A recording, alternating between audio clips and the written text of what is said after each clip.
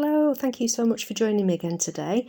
I'm going to be working on this 8-inch square canvas which I've prepared with a couple of layers of gesso sanded in between to make them nice and smooth. And you can see I'm very quickly, this is speeded up, just going to fill in the whole canvas with a sort of loose nature background, nothing too dramatic and just very simple. Now it's actually going to dry and I'll show you the next stage. Okay, so I'm going to break this up into different squares and sections using this washi tape. Really good tape to use because it doesn't take any of the paint off when you remove it.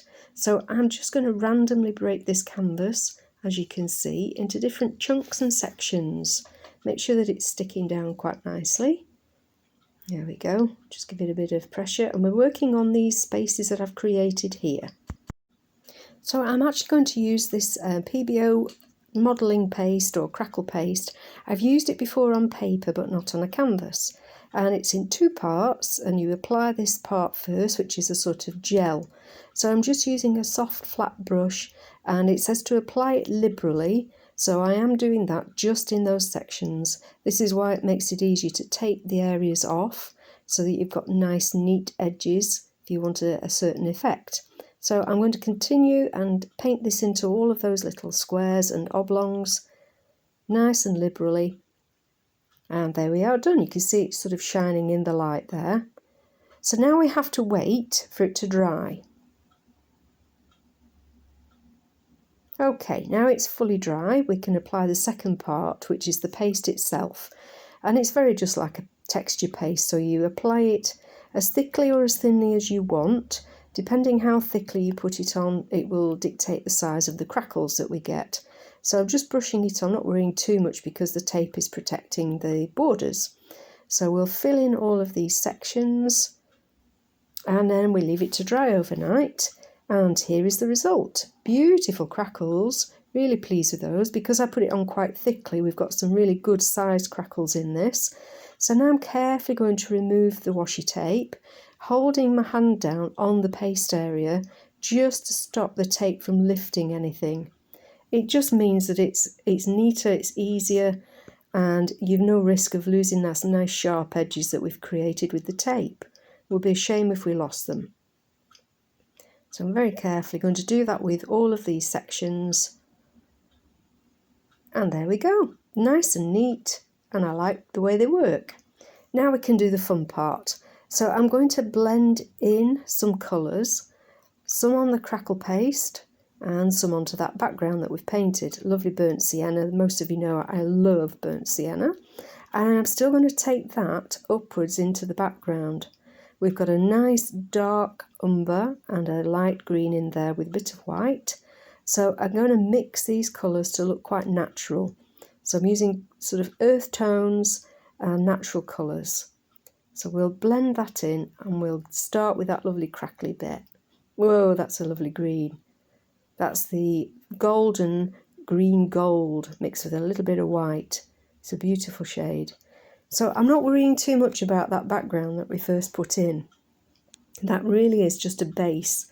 We're going to do interesting things over the top.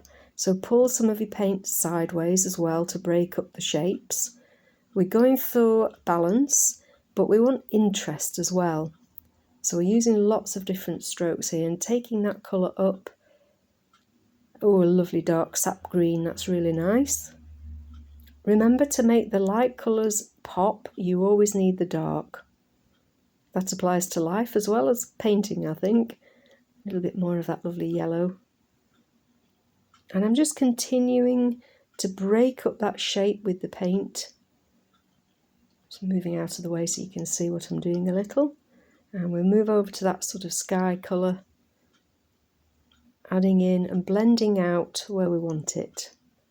You can see we've got some sort of powder blue going in there as well. Some more of that lovely green. Again, breaking up those shapes.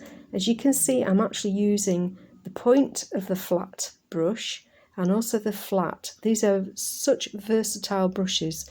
You will find on a small project like this, you can do pretty much everything with just the one flat brush. Much easier than trying to do it with a round brush. You will never get the same effects. So we're moving on to this block here, and I'm making that a little bit lighter.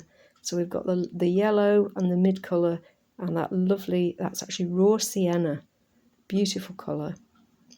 And we'll go back in with that nice dark umber as well, give that a little bit of grounding.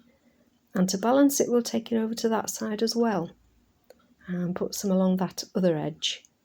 Remember, this is quite abstract. This is not meant to be a representation of anything actual. It is just playing with the crackle paste to see how it works and making something that's interesting to look at. So plenty of nature shades, lovely greens, pulling that up. I just love this crackle. It's really nice to work on. It's a nice smooth surface. So adding a little bit of white into that area. Again, it may disappear in time. As you can see, we're blending some of the green in. Oh, look at that. Beautiful. It works even better if you dip one half of your brush into one colour and the other into a different colour, like I've done here with the sort of orange and the green. You get a two-tone effect, which you just really can't paint. Pulling that down makes a nice width. Turn the brush over for the paint, and again we've got the green there. Beautiful. Blending in, really pretty. Just keep blending till you're happy with it. Okay, now I've added a little bit of Prussian blue into this green. It just gives it a little bit of coolness, and it makes it a very effective colour. Especially when we've mixed it with some white and some of the other greens, it just gives a nice base. Lovely gold colour there. I'm actually using a pearlescent gold as well. I will put all the colours into the details, the description for you. And take some of that colour across that edge. Give that a little bit of grounding. Oh, it's got a little bit of a definition there. Okay, and back to this corner. As you can see, I'm just grazing across with a mixture of colours on that flat brush. Using it very flat to the surface, I can pull in some fascinating colours that mix by themselves. So interesting. We can still see the crackles, and on that white one next to it you can still see the base colour underneath through the crackles, which is great. A little bit of Prussian blue to give a bit more depth. Looking very nice there. And again, just mixing greens. I've turned it sideways so I can just get a sideways brush on there. A little bit of grey, blue, a little bit of white. Don't be afraid to use white. It's quite a nice colour, and it goes in with the panel that we've left there that you can still see. I haven't painted, so it's okay to use white in a painting like this. And a little bit of that Prussian blue in there. I've used Prussian blue in the sky, so I know it will match.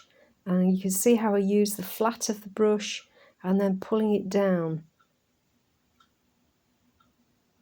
Really effective. It makes it so much easier.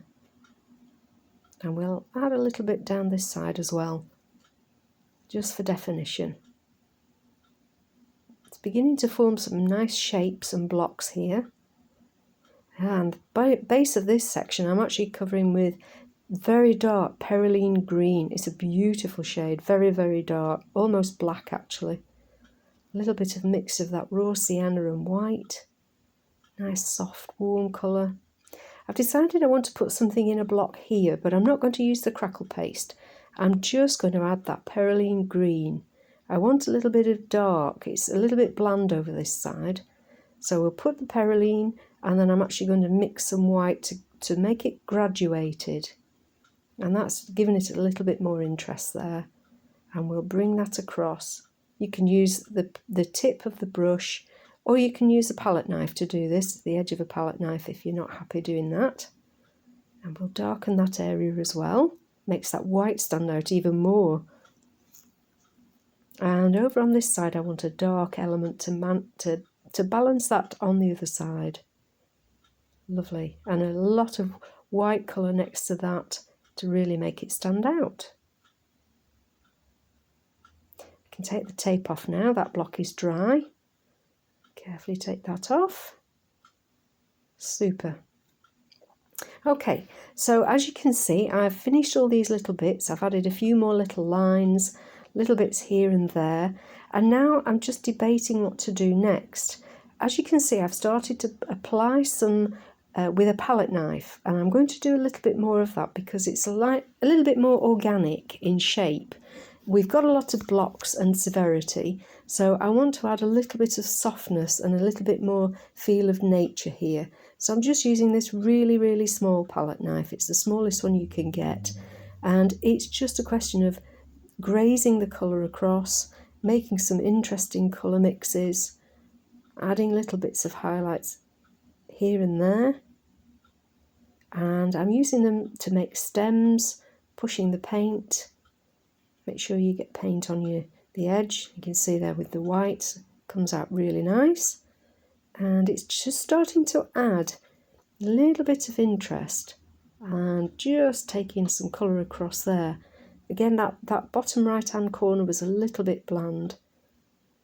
So I'm just making that pop a little bit more. And we'll add a little bit of white and that lovely pale green. And that looks a lot better. That's more life to it. And now taking a little bit of white across the edge of the palette knife to make it a block. Yeah, I'm happy with that. So I'm going to continue just adding some stems and just little bits of greenery. As you can see, pushing it into those upper shapes and adding little flowers just with the bob at the end of the palette knife. So effective. Don't be afraid to push the paint into those areas that are empty. That's lovely. We want to just add a little bits of interest here and there. And you can do as much or as little of this as you want. You could have left it as it was before. It was perfectly nice, but I just wanted to add a little bit more interest there. Okay, so you know me, I do like to add a little bit of pizzazz. So I'm going to use a very fine rigger brush, a fine liner, and I'm going to use some acrylic inks in copper and white and sap green, just to add a little bit more warmth, a little bit of shimmer. As you can see, the copper is a beautiful warm shade. It just enriches and just adds interest. And the white is amazing. It stands out but not too strong. In fact, it probably will disappear a little bit as time goes on, so you don't need to worry about being too heavy-handed. And adding the sap green just highlights the white. It just makes it stand out that little bit more. Just adding little twiddly bits and leaves, and as you can see, I think it's finished it off nicely. It's just added a little bit of nature, a little bit of interest into some of the blocks, and I'm happy with this. So I do hope that you will have a go, give it a try yourself, have a look at the Crackle Paste and see what you can do with that. It does really add a beautiful effect, so thank you very much for joining me. I hope you've enjoyed it, and I will look forward to seeing you again soon. In the meantime, keep painting. Bye bye.